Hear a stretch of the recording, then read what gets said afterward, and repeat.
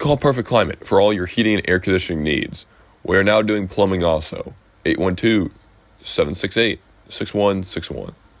I'm Hunter Way at the Athletes Lounge podcast. I'm here with my guest, Gibson Center girls basketball coach Kyle Brasher. How you doing, Coach? I'm doing great. How you doing, Hunter? Doing good. So just to get things, right or get this out of the way right off the bat. Congratulations on being a state champion. Thank you. Appreciate it. It was a exciting season, great tournament run, and still some things coming out from that. So that's it's been a fun ride. That's for sure. So just asking, this time of year a little bit slower for you now that you don't have to worry about practice after school every day. Yeah, a little bit slower. I've transitioned now. Not doing girls high school basketball, doing 7, 8-year-old baseball now. So coaching my 7-year-old son in little league baseball and doing all the things that go with that, and being a supportive dad as best as I can be, and husband, and kind of just gearing up for the off season, trying to get those details out of the way for spring workouts and summer games and whatnot. So still got some things going on, but yeah, definitely much slower. So we'll go through. We talked before the season, and you're aware you're going to be good, or uh, you hopeful optimism, but you're going to be good with what you had. Was did this team end up succeeding your expectations throughout the season, or did you? I'm sure you believed all year you could win state, but did this team at points exceed your expectations of how good they were? Absolutely. I mean, I thought we tried to challenge them with as tough of a schedule as we could. Played a lot of good games. We had a stretch in there where we played Franklin County on a Friday, Lawrence North on a Saturday, Memorial on a Tuesday, and we tried to give them as many tough games as we could to prepare them for the type of teams we knew we'd have to beat in the postseason. And I thought they took all the challenges in stride. I'm not going to say it was always super easy, but the girls did a great job of buying into the process that we were trying to do. They kept talking about the importance of being process oriented and knowing that there was a bigger thing coming at the end. And I think we accomplished what our goal was set out to be. So, when we talked before the season, you knew what you had with like Gabby and Chloe and Allie and people like that. And Paige was a freshman, and you knew she was going to start. But did her box score impact and her efficiency surprise you?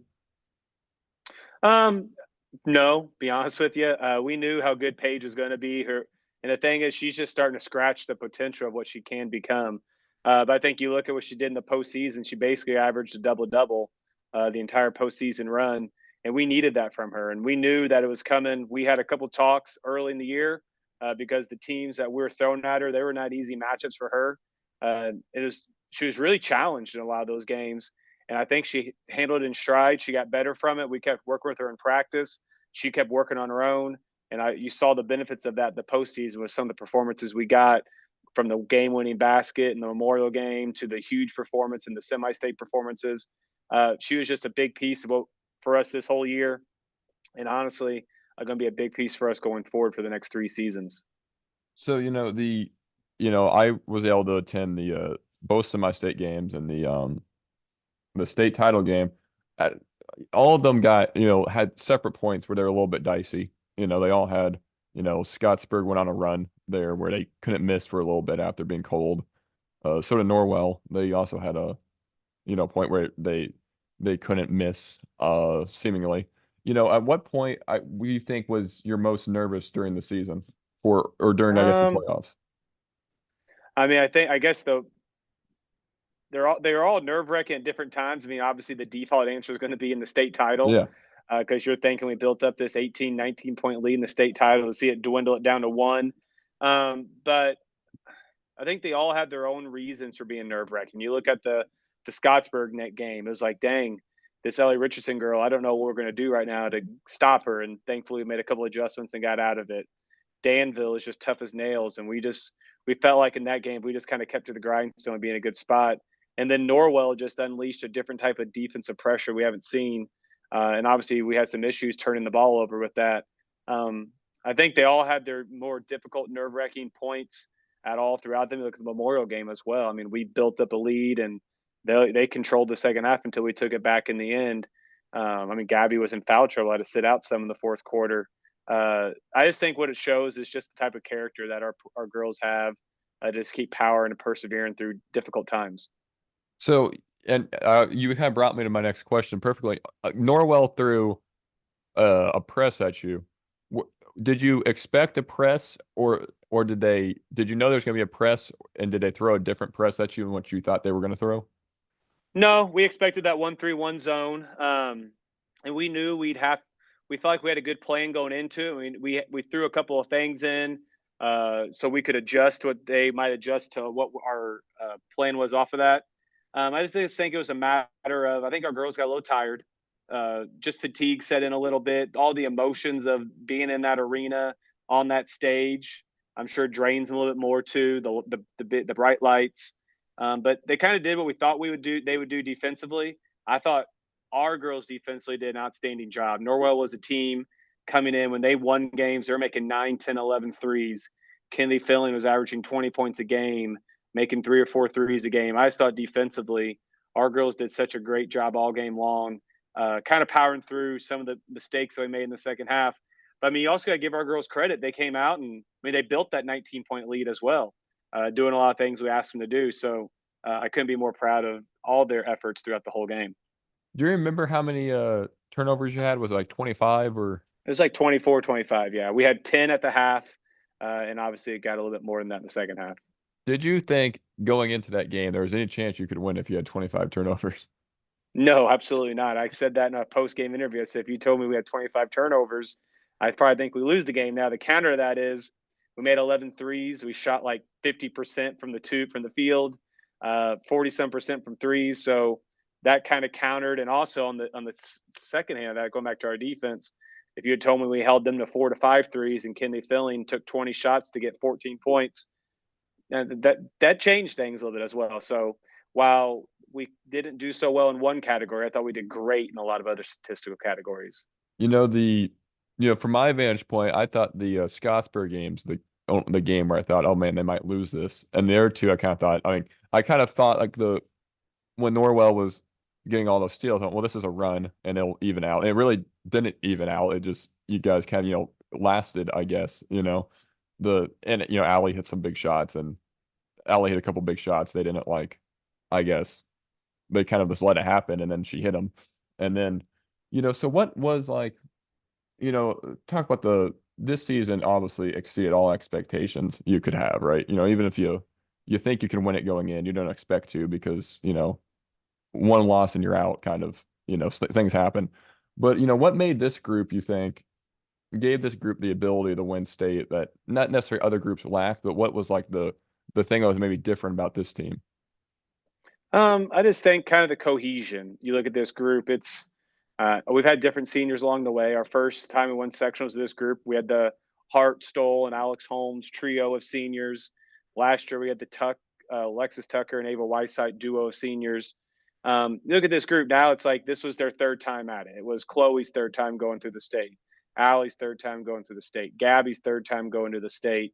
So that trio there, our backcourt, I guess you could say, this wasn't their first go around. They knew what it took to win a sectional. They figured that out.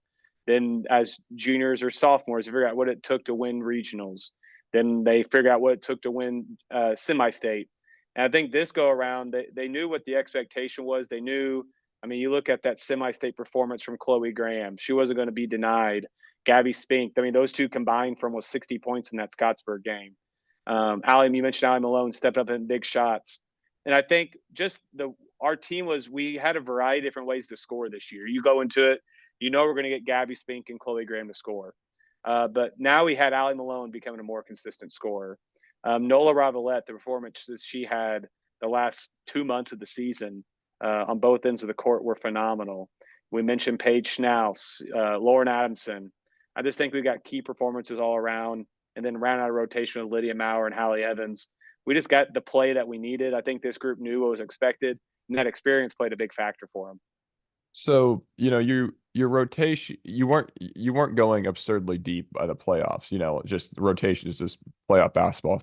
You thin things. But when Allie got hurt and then, Adamson was hurt, what was the thought process of I guess is it nerve-wracking when you kind of lose people that, that are kind of viable to play, you know? Yeah, it's definitely nerve wracking. And you mentioned going a little thinner when we get to postseason, but at the same time, we were very comfortable going down with Lauren going down, with Allie getting hurt in that Scottsburg game. We were super comfortable playing Lydia Maurer and Hallie Evans as needed as well. I mean, those girls, they played a lot of big minutes for us all season long. They performed for us not only this year, but going back the last 2 years. I think about Lydia, what she was able to do for us at the Chittard game as a sophomore. You look what Hallie's able to do at the Chittard game for us this year, her junior year. We knew we had pieces that if we did have to sustain an injury or Gabby Spink get in foul trouble, we had the pieces necessary to go in and win those big games.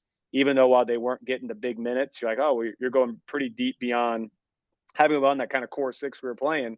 As a coaching staff, we still felt super confident that those two girls could go out and get it done, and we had confidence Taylor Wire was going to be able to go out and get it done as well if we needed to even go beyond those kind of top eight and bring in her as well, kind of a wing slasher type of player. So while we only played six, we were very comfortable with our top 9, 10 girls.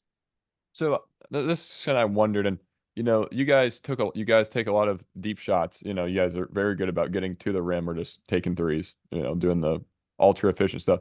Is Paige's offensive rebounding really enable like you to just let Gabby? There we go, Gabby and Chloe to shoot away because Paige's offensive rebounding at points was pretty overwhelming. Yeah, absolutely. It definitely. I think that's one thing. I mean, we had Tuck the last couple of years, but just the fact that Paige is 6'2" just adds another element to our rebounding ability that just you don't have unless you're 6'2". It provides us a scoring opportunity, increases our possessions. I mean, in the semi-state, we chronicled. I think Nola and Page both had probably double-digit offensive rebounds between the two semi-state games. Um, I mean, just we feel like the more shots we can get as a team, the more likely we are to win. And that sounds pretty silly to say, Yeah. I know, but we just feel like with our shooting ability between Gabby and Chloe, and then trickling on down with Allie and Paige and Nola and Lauren, that the more shots we can get, whether it's not turning it over or doing those things, they're just going to lead to good possession. So if you get the offensive rebound, well, then you got Paige Schnaus right there at the rim. Right now, I take that as a good shot. Nola Ravalek getting a rebound. Lauren Adamson, not always necessarily looking to shoot as much as I'd like her to, but she's always looking to kick it out for an open shot. And in my opinion, the inside out three is one of the best shots you can get. You really have yeah, and I agree on that. Everyone's scrambled when the offensive rebound happens. The Mm-hmm. so once like you really have, I guess, and you mentioned Allie improved as a scorer, but there's kind of like three, I guess, main offensive hubs you have, with Paige, Chloe, and Gabby, and where you and of course, so they're the ones that probably did the most damage in the state title game point wise. I kind of forget the actual box score, but when they were, Gabby has a lot of pressure on her every possession because, especially in that normal game, they're pressing. So, were you, granted, turnovers were happening, but were you pleased with how well they were able to at least fight back against the press? So some of the turnovers just happened once they even got past Gabby. They were just, like kind of post or not post to post, but, cross court turnovers.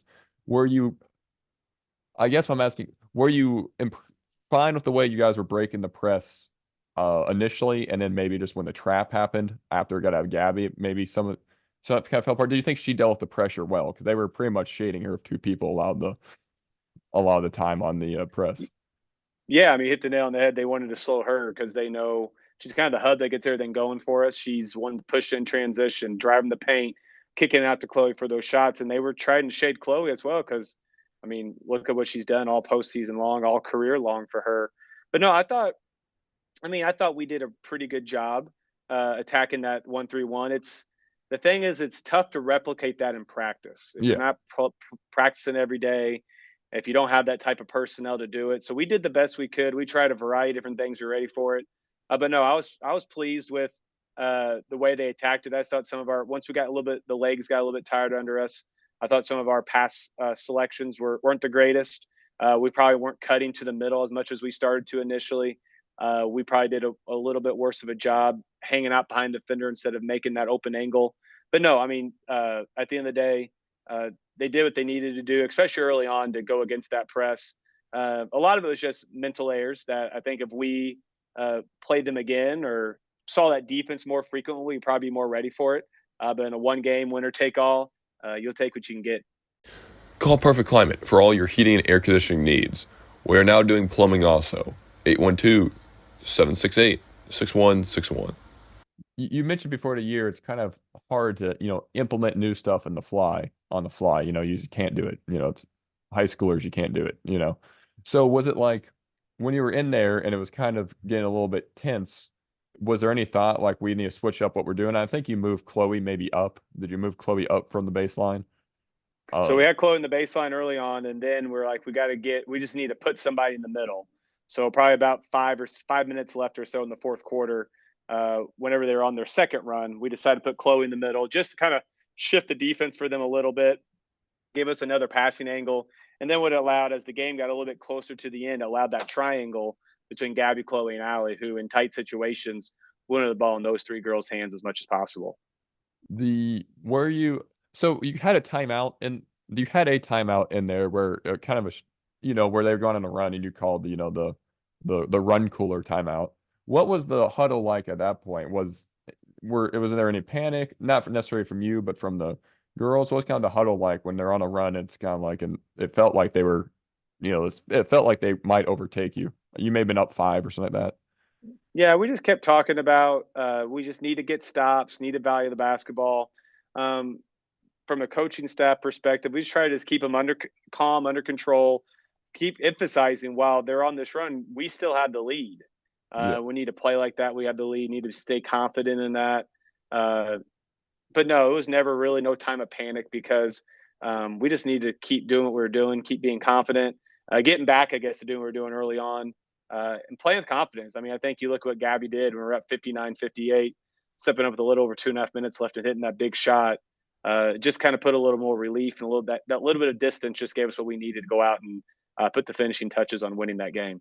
They really scored. I don't know the breakdown, but they had to score over 50% of their points in transition. Were you, I mean, you had to be thrilled with how your half court defense played in that state title game. Because I don't think they really were getting anything in the half court, were they, for the most part? No, I mean, we did a great job. We focused all week on, and honestly, all season long, keep the ball out of the paint, keep the ball out of the paint, hit contested 2-pointers, the filling, the fleece, and the Rossworm girl. We wanted no easy threes for them. I thought half court defensively was one of the best we played. Thought Chloe did a great job on filling. Allie did a great job when she had a switch onto her. Gabby's defense on fleece. Nola kind of going back and forth. And then Paige controlled the board. She was a couple rebounds away. I think she had 16 rebounds in the state title game for 3A 17. I mean, you look at the film, she's right there of getting possibly 20 rebounds. So, I mean, half court defense was great. And their transition makes were not on misses by us and them going, they're on our turnovers. So, Yeah. there's a couple of things that if we could go back and do it again, I'm sure we would. But at the end of the day, we won the state title and we're happy as could be to have that happen. Yeah, and so I guess what was that feeling like for you? Obviously, you're happy for the girls. You're happy for everyone involved with it. But what was that feeling like for you to win it? Because like, your winning percentage is, frankly awesome. Was it nice just to finally get that state title out of the way? Yeah, I mean, I've thought a lot about my thoughts with that, and obviously, anytime you can win a state title, it's kind of the ultimate goal, I guess you could say, for a coach is to go out and win that state title. But at the end of the day, we don't get into high school coaching to go out and win state Yeah. titles and to win games. We get into it to meet student athletes, to try to take them from where they are at one point in life to get them to the next point. And I'm just super fortunate to have gotten the chance to coach some great people. I've been doing this for probably 15 years now. But yeah, it was very, very exciting just because you don't realize all the work the coaches do until you're on this side of it. We put a lot of time in watching films, creating practice plans, trying to figure out what's the best role for the girls to have. And sometimes that's not an easy conversation because let's be honest, everybody wants to be the leading scorer and the leading points person and the leading minutes person. But part of our job as coaches is trying to figure out the roles everybody's going to be the most successful for the team. And that's not always easy, but it's something that our coaching staff, I feel like we've always tried to do as good of a job in as we can. But yeah, it was super exciting. We knew every year I've been here, I knew we've always had a shot to get to there. and this year we were fortunate enough to be able to kind of put all the pieces together between the experience of the last couple of years, adding Paige to the mix. This year was a huge thing for us as well. I was gonna say, is it so, every year your first year was 19 at this? Yeah, first year was Yeah, 19, you 18, might 19 my season. senior year. Yeah. Yep. So and that team was good, and the best player on that team, I think it was safe to say, was Meredith. And well, look, Yeah. like, yeah, she's backed that up. So like you've had a chance every year, and I think maybe I should just, maybe for a year. What do you attribute now? Obviously, like Meredith and Gabby, it's not necessarily lucky, but like you don't get people like this kind. They don't just and Chloe, you just don't. Those people just kind of just happen. Sometimes you get some of those kind of like Brady. It's kind of like, well, our ceiling's raised now because they're here. But like, what do you attribute to being able to be good year in year out? You know, I just think there's kind of a tradition that's been established now going back to the 70s that Gibson Southern girls basketball is going to be perennially one of the best programs around. We're going to be competitive. We're going to have good players. And I think it all goes back. We have a great feeder system, and the girls are intrinsically motivated. You hit the nail on the head. You look at that first team, kind of the duo with that team was Meredith Rayleigh and Tabby Clem. And those two, they spent time in the gym. They spent time working on their game, getting better in the off season. And it's kind of transpired from there. We had Rayleigh back as a senior, and then we bring in Chloe, and we just kind of go from there. We're adding pieces to that. Gabby comes in. Allie Malone gets better. I just think there's a lot of pride in what they have to get better every off season. To try, we work hard as heck and talk with them like, hey, this is where you're at now. This is what we think you need to add in the off season. And more times than not, the girls are going to get it done. Um, and now what's cool is all these younger girls, the middle school girls, are seeing the success the high school girls have, and the elementary girls too. And they're like they want that for themselves. So then they're working more in the off season. They're working more on their own game, so that when they get to get up to us at the high school level, that they're ready to kind of take that torch from the group before them and carry it on and see what they can add to create their own legacy. And that's super exciting for me. the yeah, and honestly, I think one thing is like you've always worked really hard to like keep the team pretty bonded off court, and I think that's probably a big part of it. You know, We try. I'm not going to say I'm perfect at it because there's things that I learn every season that I do a great job in, but we try to emphasize keeping the program together as much as possible, doing activities together, just being as tight fisted of a unit as we can, because we feel like everybody's kind of bought into the vision that we have a chance to go do some pretty special things. but what's the other than state? What's your favorite memory from this season? Because obviously, I assume winning state would probably be the default Ooh. answer, but Yeah. Let me think here. I mean, I guess my second one would have to be that Memorial night here on Friday night of sectionals. I mean, I've been to a lot of games at Gibson Southern it's now my 12th year here. And other than the Tyra Jackie game, I think my wife kind of nailed the head on this one. The Tyra Jackie game that was here back in, gosh, 2014, 2015, 2016, somewhere around there was probably the bigger crowd of the two, but I don't think the crowd was as lively or energetic as this crowd was. I mean, I think about that video. I think Kyle Sokolin may have posted it when Paige hit that game winner, and you can just see the Gibson Southern side just erupt. I thought that was a pretty cool moment. I think you look at it was a neat season for records. You got Chloe and Gabby not only setting records but doing it in the same game at Boonville when Chloe became the all-time leading scorer for the school and Gabby broke 1,000 points. I thought that was cool. Um, I liked our Franklin County game.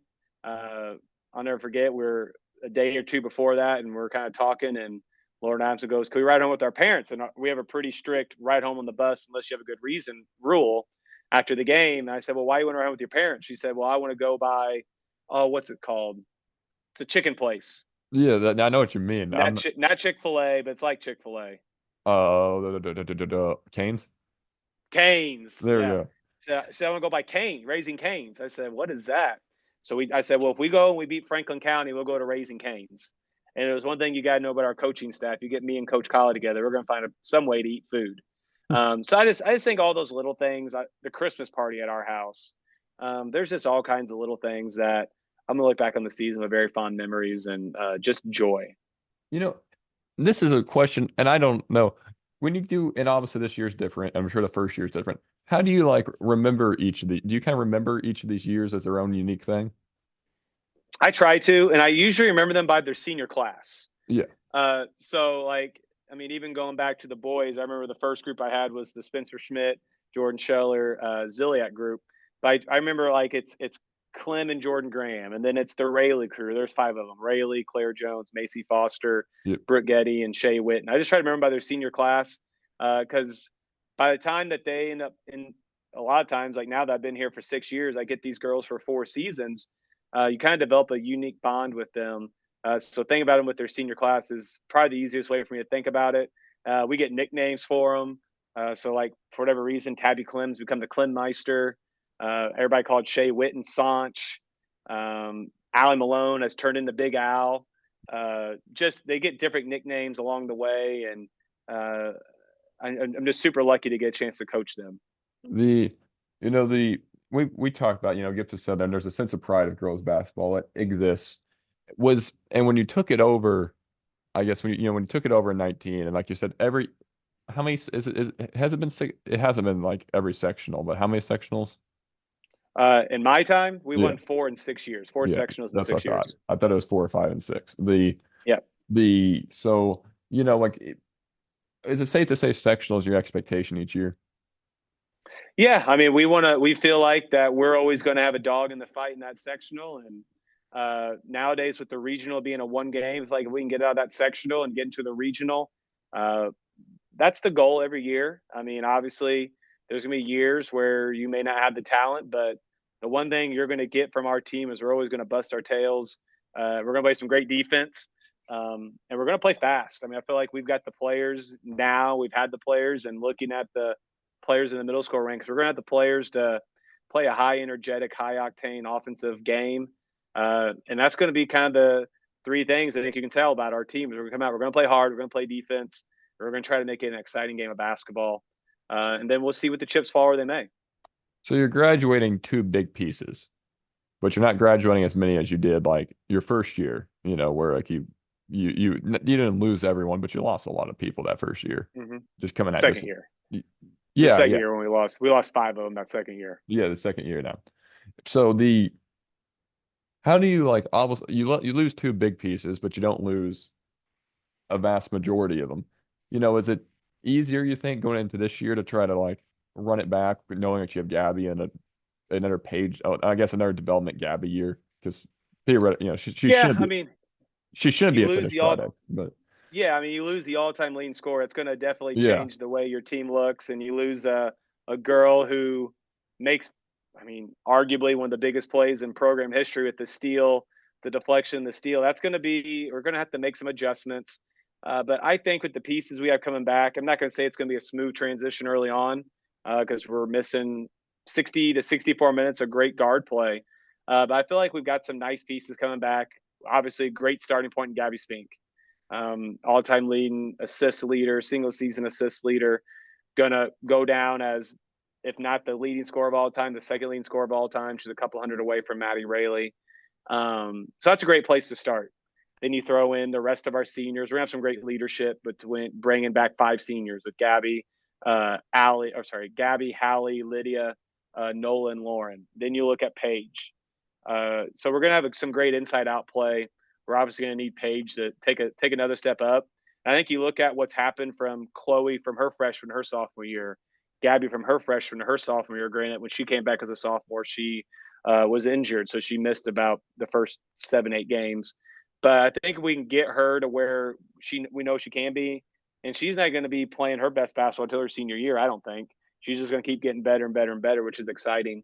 But I think we got a lot of great pieces, and that's not even factoring in any of our JV girls. Our JV team went 20-0 this year. I think we've got some great players on that team. Our freshman team went 10-0, bringing in some great freshmen as well. So, I mean, the sky's super high. We got a great chance to, I'm not going to say reload because we're going to be a different type of team. We're not going to have, at least right now, the outside shooting we had last year. I mean, we're going to losing a girl who shot 43% from 3. Allie Malone, she shot a high percentage. Granted, she didn't take a whole lot, but she was very effective, very efficient in her shooting. So it's going to be a different type of game. different type of team. But I think we're gonna be probably a little more physically imposing. With I imagine we'll probably have play a lot of lineups with Paige, Nola, and Lauren, and that's going to be a different type of offense and defensive team. So we're going to see what it looks like, and it's going to be fun trying to figure it out this summer and the early part of the year. You kind of, I guess, bring me. So with Paige, a lot of her buckets this year kind of came off offensive rebounds and like, came off stuff that was maybe fed to her a little bit by, Gabby. Is there going to be an emphasis on trying to get her self creation or her actual post stuff up? Because like you kind of have to replace an offensive hub. Yeah, we're going to have to definitely get her the ball more on the inside, get some more post touches for her. The offense is going to play more inside out at times. I mean, I still think we're going to have the ball in Gabby's hands a ton and let her make a lot of decisions for us. And I mean, I think you'd be crazy not to do that. Yeah. Looking at what she's done. But yeah, we're going to need to get Paige involved more initially in the offense. And I think if you look at the progression from November to February, we started doing that more often, getting her some more looks, and that's gonna be something we're going to have to do that as a coaching staff because she's going to become a focal point of what we're doing for the next 3 years. Yeah, Gabby makes everyone else more efficient. Yeah, absolutely. It makes it good to have a point guard like that. Either wide open cuts or wide open shots, or she's just good at freezing people. Yeah, The absolutely. she's not. I mean, she's now a senior, which is kind of crazy. I think she feels like she's been a senior play wise for like 3 years. She's better. She's just been better than most people. But is it like knowing that because like losing Chloe, that's a massive chunk of points and minutes and shooting and all that. Are you already kind of, and you've kind of, I guess, gave away that you've been brainstorming a little bit. Do you kind of know what you want to do next year as opposed to like we're gonna have to change some things up, so maybe our amount of threes maybe takes a hit, or because you just don't have someone that's automatic. Yeah, I mean, I think I don't have any definitive plans yet. I think as Yeah. coaches, we're always kind of playing some ideas, but that's where I view the summer as kind of a laboratory to where we can kind of throw some things on the wall, see what sticks, see what doesn't stick. And then once we get through these next couple of weeks, get through spring break, it's going to start being a deep dive on some things of what I think we're going to have to do to change to become the best version of ourselves going forward. And it's going to be fun. It's going to be every season. You can't try to coach each team the same year to year. I don't think. I mean, we have our principles in place. We have the things we like to do, but there's always different wrinkles we like to put in depending on the personnel we have, and our personnel is going to change some. So it's going to be exciting to see what those changes look like going forward. Well, that's really all I have a prepared question wise. Anyone you want to shout out? Anything you want to get in before we get out of here? No, I just want to thank our everybody. Everybody is a lot of people I know. My wife Kristen's super supportive of everything I do and hubby with the kids and my family and all that. Just want to thank all of them. I want to thank our administration. They just been rock stars for us all my time, but in this postseason run, super supportive of that. Our parents and our players and our coaches. I just think I'm very blessed and very fortunate to have uh, so many helpful people around and supportive people as well. I guess this is my last question. Do any of your kids kind of understand, I guess maybe the importance or like or understand like what was going on at the state title? I think my older two do. Cameron was actually here last week for our state title picture day. We actually got a picture in there with him. But Kinley is really, she's my 9-year-old daughter. She's really starting to understand, like, it takes a lot of work. I think it'd be kind of cool to play for sectional championships and regional championships. What I'm hoping for is that I know this for a fact. It's not just her; it's all of our feeder grades. They see that, and now they want a piece of that. And if any of them are obviously, I live with my daughter, so I know what she looks like, her talk is, and what she's working on. But if it's anything like what I'm seeing with her for the rest of them, then holy cow, it's going to be a bright future going forward because we'll have a lot of motivated little young ladies ready to come on and wear that tight uniform. Well, I've been Hunter Way at the Athletes Lounge podcast, and thanks for doing this, Coach. Thanks for having me, Hunter. Hey guys, this is Hunter Way at the Athletes Lounge podcast. Please like, share, and subscribe where you can. Thanks.